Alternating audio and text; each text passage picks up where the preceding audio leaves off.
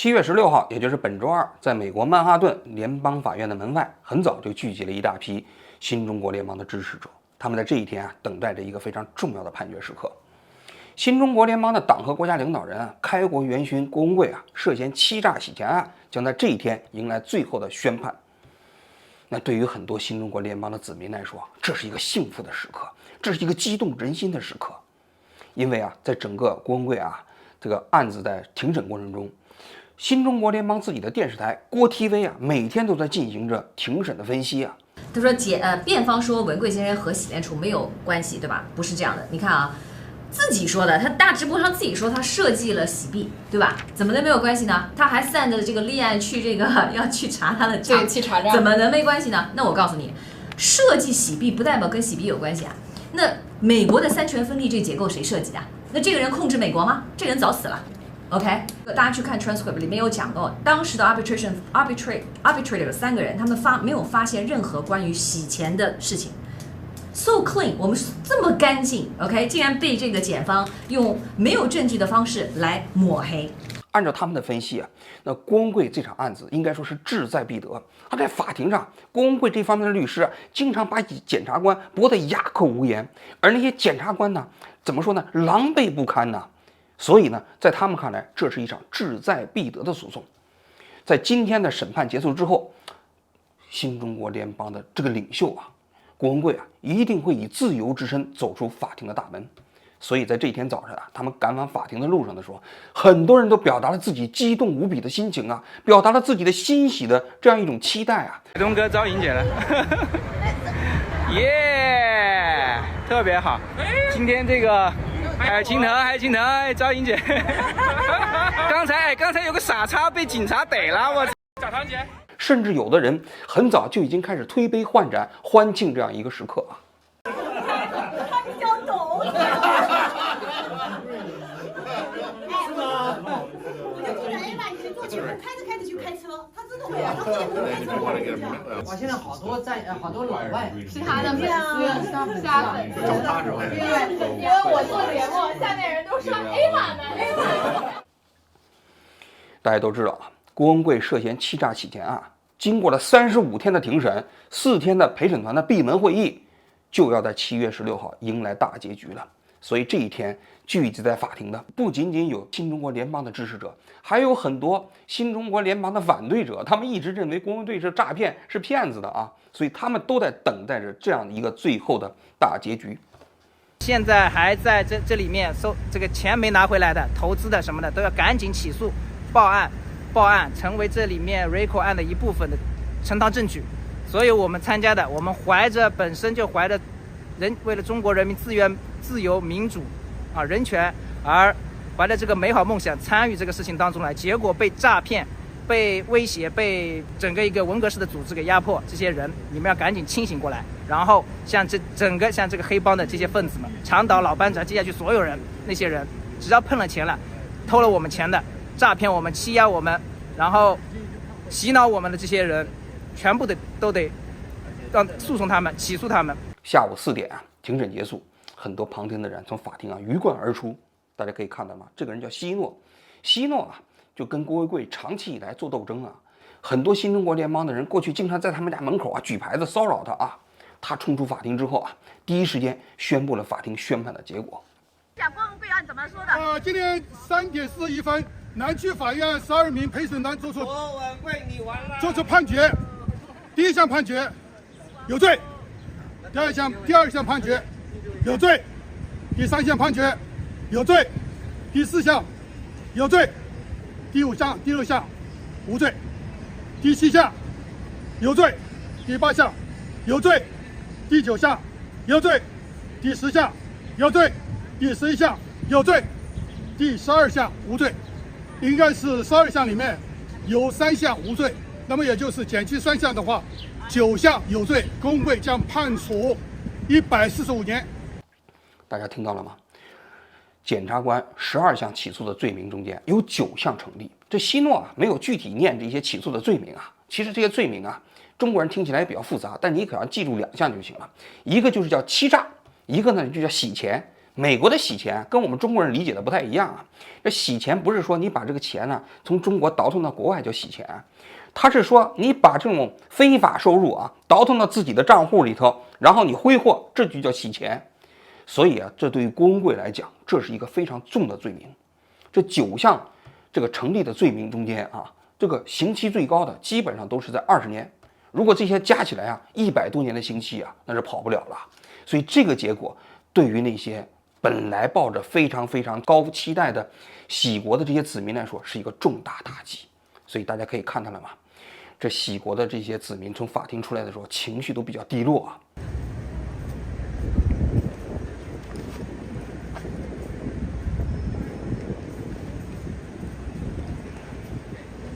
那是郝海东和叶钊颖啊，叶钊颖是以前的羽毛球冠军啊。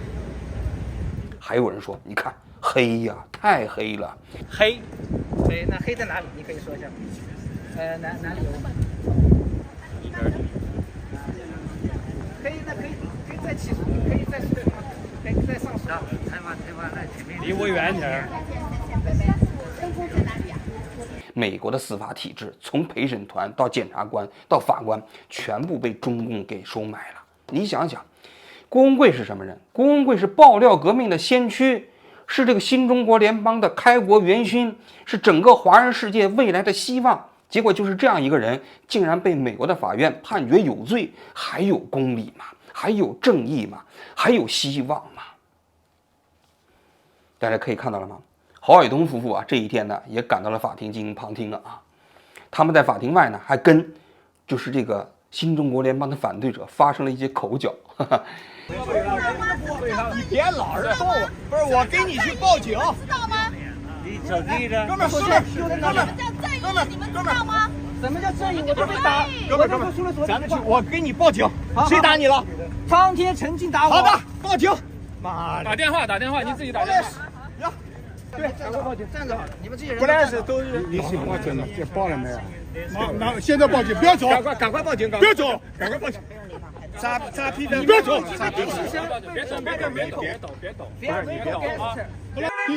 第一项有罪，知道吗？第一项有罪，什么罪？我们讲一讲。你是新中国联邦的副总统啊。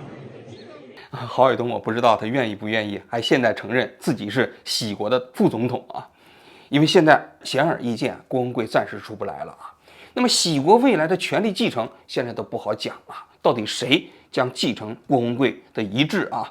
不能说遗志了，因为他郭文贵你毕竟关在监狱里头嘛。那么将来喜国的前途确确实实是需要这些喜国的党和国家领导人必须要考虑的问题啊。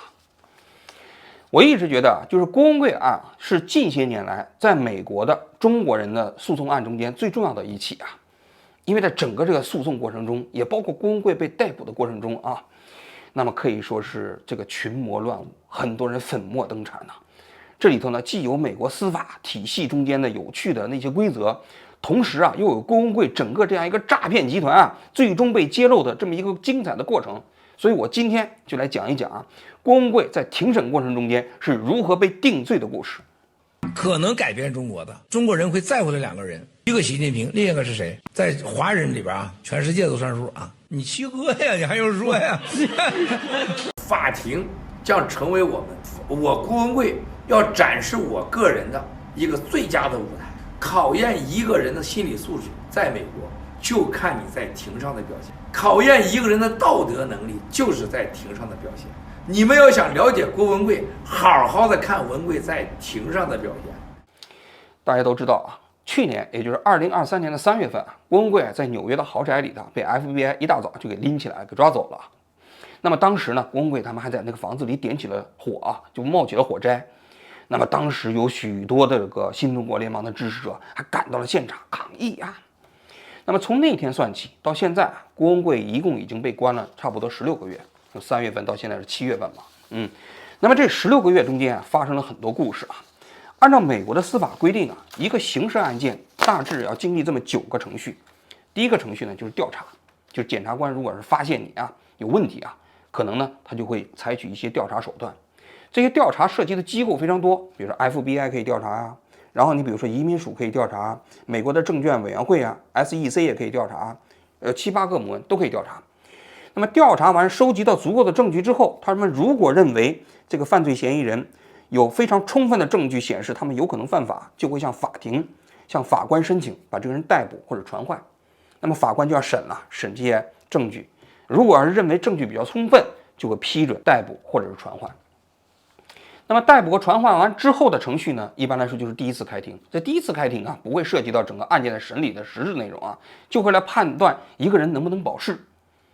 就是如果能保释的话，你就回家了，然后将来庭审的时候你来，最后法院裁决你有罪，你就再进监狱服刑；裁决你无罪，你就可以回家了嘛。这是第一次庭审。这第一次庭审完之后呢，就是要进入到第4个阶段，就叫起诉阶段。按照美国的法律呢，这起诉阶段呢要召集一个大陪审团。这大陪审团呢，一般来说成员是16到23个人。那么按照美国的法律这16个到23个人的一个大陪审团呢，必须有12个人同意起诉这个案子，才会正式进入到起诉阶段。大家可以看一下，很有意思就是美国的刑事起诉过程中间，其实经常会有普通人介入，这个大陪审团就是第一次介入，而且大陪审团的这些成员都是普通的老百姓被选拔出来，当做这个案件过程中间审核他能不能进入到刑事审判程序的关键的最终的这个敲追人。第5个阶段呢，就是证据交换。证据交换呢，那主要是检方给这个辩方来提供证据然后呢，辩方在这个过程中间，你可以提供证据，也可以不提供证据，因为按照美国的法律就是疑罪从无嘛，所以那个犯罪嫌疑人是不需要证明自己无罪的。当然，如果你有证据，你交给法庭也是没有问题。所以这个过程是一个证据交换的过程证据交换完了之后呢，一般来说就是一个预先动议过程。这个预先动议过程主要分为2个内容，一个就是检方可能会随着自己证据的越来越充分会补充自己的起诉书。那起诉书像郭文贵这个案子一共先后改动了4次。那么这4次的改动过程中，就不停的追加罪名，不停的追加各种各样的起诉的理由嘛。那么另外一个内容呢，就是双方围绕着将来要庭审过程中要制定一些规则。那么这些规则都通过预先的这样的一个动议来解决这具体双方具体怎么搞的这些预先动议，我等一会儿来讲第5个方面呢，就是这个认罪协议。那么如果这样的一个都搞完了，那检方就要跟辩方来商量，说你愿不愿意认罪如果愿意认罪的话，那刑期给你打个折，明明可以判100年，30年我就给你搞定了，你愿不愿意所以对于美国这个联邦法院起诉的案子95%以上，其实最后都是在认罪协议这个阶段终结了。因为那犯罪嫌疑人一看自己铁证如山，那还不如认罪呢，因为认罪之后可以换刑期的减免嘛。那么这个认罪协议如果没有达成协议，就会进入到第8个程序。这个程序呢，就是著名的那个陪审团的审判过程，就是庭审，检察官宣布起诉书，然后呢双方交换证据，然后呢进行质证，然后呢证人出庭接受双方的盘问。这个过程中间，12个陪审团的这个成员就坐在旁边来听，但是他们呢不能发言，也不能提问，法官呢来主持整个的庭审过程这是在我们美国的电影里头经常可以见到的情景这是第8个阶段。这个阶段结束之后，陪审团就要开始进行闭门会议。闭门会议呢，就逐项来讨论这些罪行。这些罪行呢，要统一达成协议，要一致同意之后，才能够认定犯罪。那么最后就是宣判。就整个美国的刑事司法制度基本上程序是这样的。那么郭文贵在过去的16个月中间这基本上这9个程序全走完了。应该说，在美国的司法程序中间也不多见。那么我们可以看一下，郭文贵去年3月份被抓起来第一个他就面临的就是怎么样保释的问题郭文贵当时被关到美国的看守所里头，这个人心态确实非常好他进到了看守所以后给人感觉好像进了中南海。然后呢，他还几次打电话出来跟那个喜国的那些电视台进行了直播过程中间直接连线，电话打了。我向所有的全球的战友致以希科式的问候天哪！热文这对7个来讲都是小 case， 这里还每天这1到6就是不重复的套餐，但每周都重复的吃的还有肉，还有鸡蛋，早上起来还有麦片太幸运了。一个新警察进来看了我布鲁斯锅，他说我每天都看这个，我看了你2、3年了。是我深居于公啊！我的天哪，处处是战友啊！你们无法想象爆料革命的影响力啊！到这以后才感受到，连监狱都被咱给渗透了。你们不会孤独的，有这个事情以后，我们谁都不会孤独，因为我们经历了人间的所有第一般的考验，真的是火与冰的考验。我们的情是没有人能懂的。还有啥问题？咱只有15分钟啊！哇，那对外面的那个喜国的老百姓啊，那构成了极大的精神支持啊。所以你可以看到，郭文贵这个人心态真的是好啊，我都很难想象一个人被关到了看守所里头啊，还每天可以用这种语气啊跟自己的这些子民来进行直播啊。所以我跟你说，郭文贵之所以能够成功，他是有原因的啊。但是问题是，说句心里话，关到看守所里头，对郭文贵来说那是生不如死。你想想，郭文贵这个人在国内就过着花天酒地的生活，到了美国那又是豪宅游艇，是吧？你也给他关到看守所里，他肯定难受啊，所以他就想保释。所以郭文贵当时被抓起来之后，第一件事情就希望赶紧保释。他给那个法院提出来了一个条件，说希望通过交纳2500万美金的方式，来保释。当然，这2500万美金啊，中间500万呢是现金，剩下2000万呢是他这个洗交所呀，还有他那俱乐部啊，就那些资产啊。结果呢，他想要保释的这个申请啊，就被法院给驳回了。而驳回的理由是什么呢？主要这几个方面啊。一个呢，就是说这个郭文贵啊有逃亡的可能。为什么呢？因为郭文贵过去自己在做节目里头说他有10几本护照啊，当然这可能是吹牛啊。但是那一天他被捕的时候，这个警方在他们家里搜查，就搜查出来2本护照，其中有1本是香港护照。那你想想，那郭文贵这个人，你有多本护照，那你出逃的可能性就比较大。还你比如说，那郭文贵他自己有私人飞机，有游艇啊。那有私人飞机和游艇，那确确实实，那你就有可能跑嘛。那当时我记得那是前年的时候，他不是宣布破产了吗？破产之后，那郭文贵开着自己的游艇就想往南跑，结果法院就给他开禁止令，说你不许往那儿开着这个游艇开到那个别的国家去。所以你就知道郭文贵有这些交通工具，所以他要是豁出去往外跑的话，可能性很大。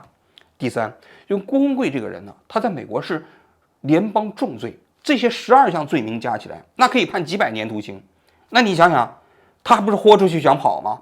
是吧？你既有逃亡的嫌疑，你同时呢，你还有这个动机，是吧？更重要的是，就是郭文贵这个人呢，他其实啊，他对美国这个司法体制，他本身也不太在意。你就比如说刚才我们说的这个直播吧，现在我就在你电话，我这周围126个人啊，就是那个什么火车站杀人案呐。那个枪击案呐，还有那个矮子毒品的老板呐，司法部3号人物啊，还有这个你们知道几个大明星啊，都在我们这旁边，是吧？这个地方是多么的危险。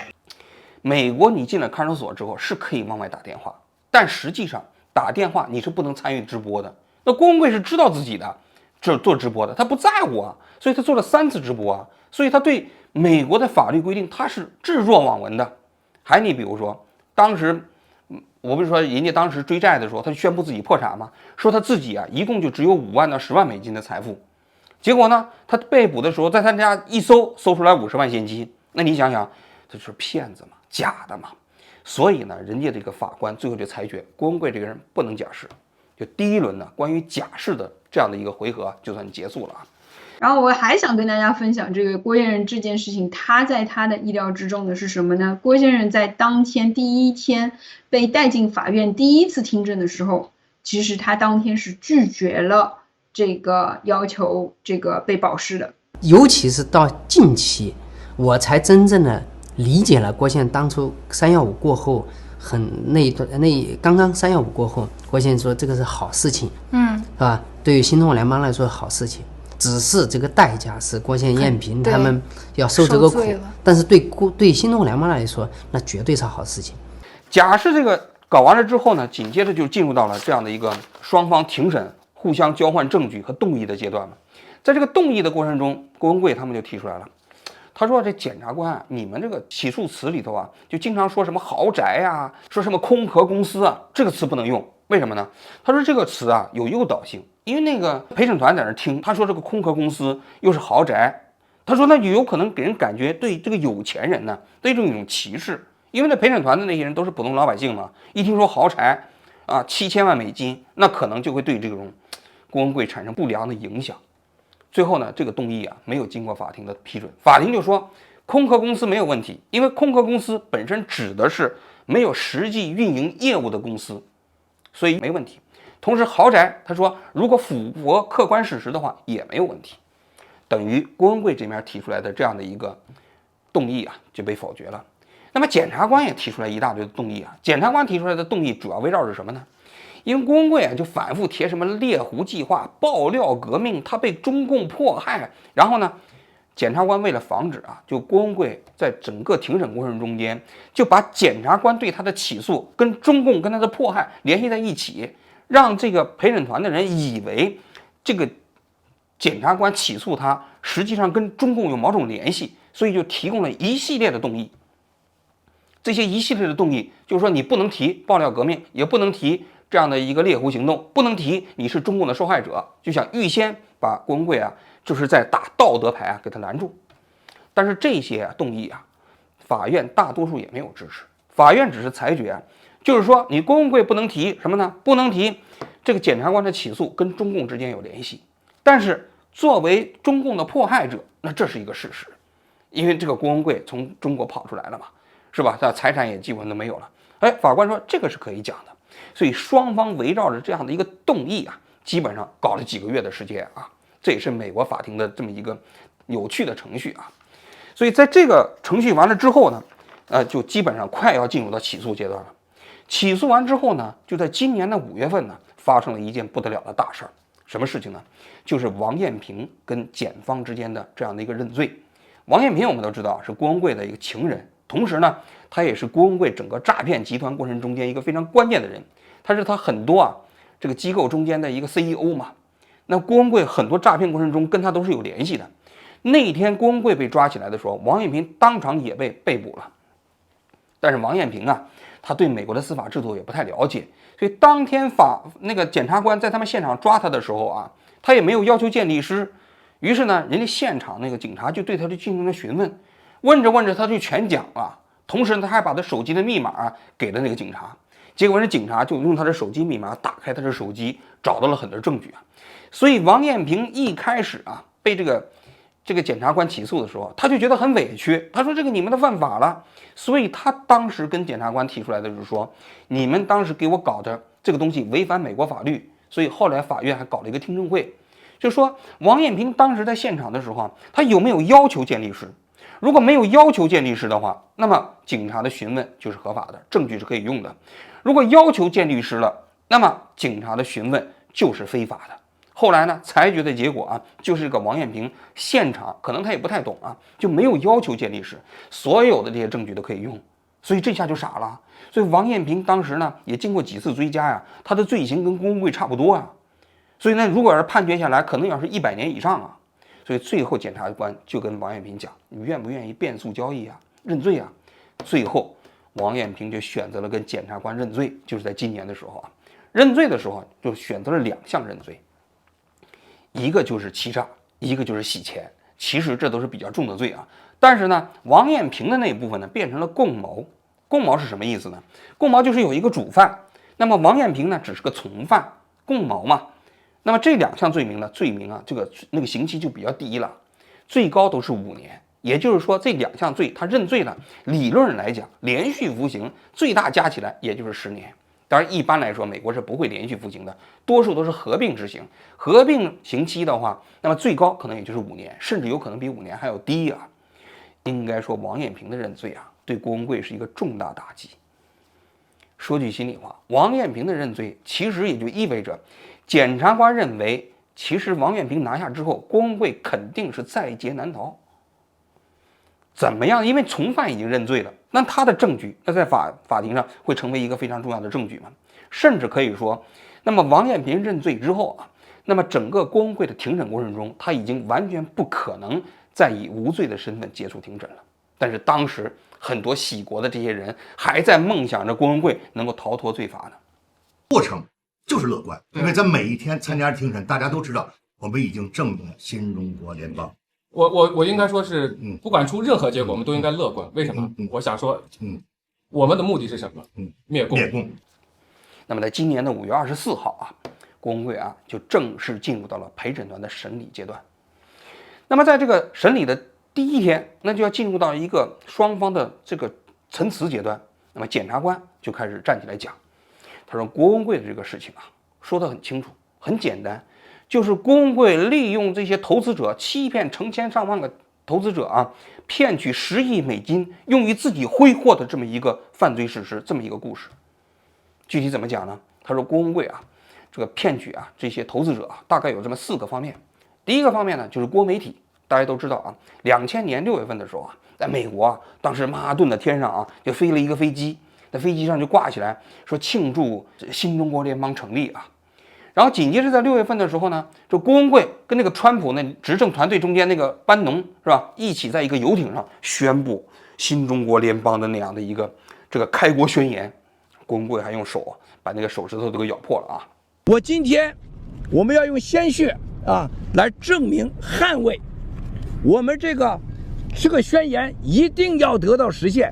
亲爱的兄弟姐妹们，我今天我用鲜血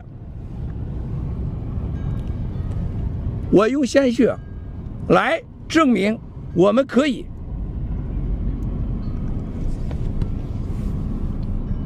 兄弟姐妹们，我用我的鲜血，我今天用手指，我不能用这个手指头，我用这个，我咬掉我的手指的鲜血，就是要证明给所有的兄弟姐妹们，我们未来我们要在这个世界上用我的鲜血来捍卫我们追求的法治、自由、有尊严、有体面的中国。中国人叫摇指发誓。我今天先把誓言留在这里，好不好，兄弟姐妹们？我们一定要干掉共产党。那么在这个之后呢，他们就成立了郭媒体。所谓的郭媒体啊，实际上就是把郭文贵的一些爆料革命的内容啊，一些视频呢，然后就放在那网上啊。郭文贵当时就跟他的这些新中国联邦的人说，他说这个爆料革命这个郭媒体啊是一个投资项目，这个投资将来会赶上那个 YouTube 啊。你看到了没？很多骗子啊都说他自己搞的这个媒体将来能搞上 YouTube。你就比如说那个干净世界，那李洪志的大法帝国也是这么说的啊。现在当然也是就是以诈骗的形式，也要面临法院的审理了啊。说什么社交什么社圈规则呀，什么的都别说了，谁也拿不走。你有本事就告我们，没本事你就听着啊。这就是我们这个视频啊，这个软件远远超过 YouTube 啊，远远超过 YouTube。我们还有很多功能，我就在这不多说。国媒体的网络版就是短短的几天4600万人次使用啊，这个是真是美国日本、加拿大德国，好像英国这5个国家就4600万这简直太厉害，是不可思议的。所以他就号召这些人给他投资，这个郭 TV， 这郭 TV 呢投资呢，他说郭文贵说，他说你看我是亿万富翁，对不对？我保证你们这些钱呢不会受到损失，如果有损失的话，将来我还给你们，我用我的钱来还给你们。所以就吸引了大批新中国联邦的人给他投资，很短的时间里就聚集了4个多亿美金的钱啊。要说海外华人的钱真是好骗啊，就是这么骗来骗去就骗了4个多亿美金，我当时看了心里都不太平衡啊。郭文贵骗到这4个多亿美金之后，他干了什么呢？他先把这1亿美金转到他自己儿子的一个账户里，转到他自己儿子账户之后呢，又用自己儿子账户的名义给了一个叫海曼资本的这一个非常大的一个资产投资公司投资过去了。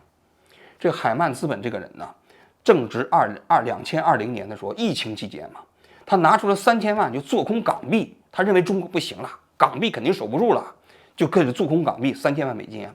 但是做空港币呢，这个一般的投资回报率比较低，得上杠杆。这个人上了多少倍的杠杆呢？上了200倍的杠杆。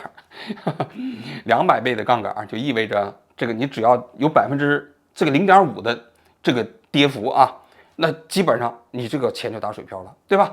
所以后来呢，这个故事大家都知道了，因为港币实际上也没有这个贬值嘛，所以就是郭文贵投资的这3000万美金就打了水漂，全都没了，就剩了10几万美元。那么这件事情就引起了美国联邦证券委员会的注意SEC 就对郭文贵的事情进行调查，就发现他们违反美国的证券法，因为在美国你要发行股票，那你得有一套规则的，不是说你一个人你搞一个什么郭媒体你就可以发行股票的，所以就裁定郭文贵犯法了。那么最终在2021年的时候，双方达成了和解，就给郭文贵就整个这集团罚了5个多亿，罚了5.36亿美金吧。那你想想，郭文贵整个郭媒体辛辛苦苦挣的这点钱，就全都赔给了美国联邦证券委员会啊。你就知道郭文贵这整个这个骗局啊。而且我们到了美国，我们有这么多案子，唯一我们现在目前对我们全输的案子就这一个案子，没有一个案子我们不赢的。你觉得我因为这个案子我不相信美国法律吗？我不尊重美国法官吗？不可能的。恰恰因为如此，我郭文贵更加尊重美国的法律，而且我一定严肃按照美国法律执行。那么他这个郭媒体不是不能搞了吗？这个股票也不能搞了吗？他怎么办呢？他就搞了一个叫喜马拉雅农场。这喜马拉雅农场实际上还是为这个郭媒体服务的啊。他就说不能发行股票了啊，大家把钱都打到这个喜马拉雅农场里头，我们给你做贷款，然后过几年呢，把这个郭媒体的股票给你，或者是给你钱。于是呢，就继续维持这样的一个骗局我们喜马拉雅农场是真正占有的未来。经济上稳定的联系的未来保障，我们所有要实现的目标叫新中国联邦。你只记住我支持的爆料革命，我要实现的新中国联邦，我发财的地方叫农场，就这3条，爱谁谁谁，只要这3条在，你就是永恒的。第3个方面，他就搞了那个郭俱乐部嘛，那郭俱乐部要投资1万美金或者5万美金。我们当时那期节目我讲过，我当时都很奇怪说搞这个俱乐部搞了将近1亿美元呢。其实郭文贵跟这些人也是承诺说这些钱也是投资，将来你也能翻几10倍上100倍，所以很多人把钱投到这里。其实这个郭俱乐部你投入去进去钱之后，那检察官说了，那有什么回报呢？就是买一条800美元的牛仔裤打折10%，这就是他搞的这么一个郭俱乐部也是个骗局第4个骗局就是郭文贵搞了一个叫喜马拉雅的这样的一个交易所，这交易所里交易是什么货币呢？就是他自己发行的喜币，也叫喜马拉雅币。这喜马拉雅币就是发行的一个虚拟货币然后呢就让大家买，说这个喜马拉雅币将来可以翻几百倍。喜币七哥当时给设计出来的，它有20%的黄金，牛不？而且是跟金的挂钩的，不管它涨多少钱，都会20%变成金子。所以说你们要记住，喜币一定是挣钱的，谁要赔了钱，我可以说我100%赔，他一定会挣的，他只是挣多少而已。币是唯一一个有20%黄金作为储备金的报纸，就是什么都没了，你有20%储备金的，而且你随时可进可出，跟黄金锚定。而且未来不但黄金锚定，有跟各国之间各种的洗美元、洗镑洗日元、洗欧元，我们把人类的财富和生产价值回到了金本位、银本位。然后他自己又搞了一个叫什么这个洗美元，就说这个洗美元有20%的黄金做储备实际上检察官说这完全都是骗局，因为郭文贵后来从喜马拉雅的证券所里头交易所里头，他钱不够了嘛，从这里往出倒腾钱，他倒腾的不是喜币，是倒腾了3700万美金。所以你可以看到了吗？这就是骗局。那么郭文贵把整个的这些钱弄出去之后，他干什么了呢？他用于自己挥霍，维持一个亿万富豪的生活。比如说自己买了一辆100万美金的法拉利的车，给他儿子买了一辆400万美金的法拉利的汽车，然后呢又买了游艇几千万美元，买了一个7000万的豪宅，然后呢自己过着这样的一个纸醉金迷的生活，其实全都是用来欺骗的。他说对于这些投资者来说，他们什么都没有得到。这就是检察官在法庭上的这样的一个起诉书的内容那么这个辩方到底是怎么回复的呢？又包括整个庭审过程中双方又是怎么交锋的呢？那么我们这个故事就留待明天来继续来讲好，我今天就讲到这里，谢谢大家。伟东哥招莹姐了，耶，特别好。作出判决，第1项判决，有罪，有罪，有罪。黑，那黑在哪里？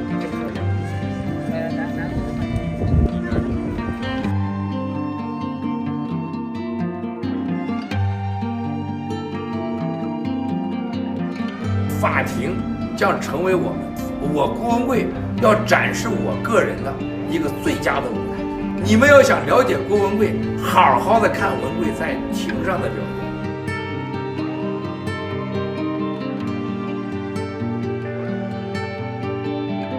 现。9项有罪，郭文贵将判处145年。我哭是因为我觉得，我想到文贵先生还要回到他已经在昨天的时候，他已经整整在那个地方待了16个月的时候，他还要回去。我就觉得他还要戴上手铐，他还要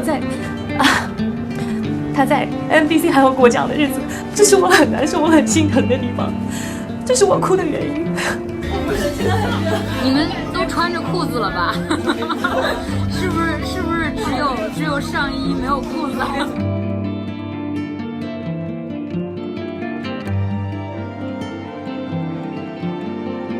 最担心的是啥呀？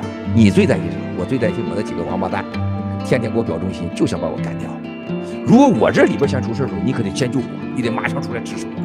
2024年7月16日星期二，庭审结束了，庭审直播结束了。当有大情大义的新中国联邦人擦干眼泪，甩甩头，要离开新中国联邦总部的时候，出现了这一幕。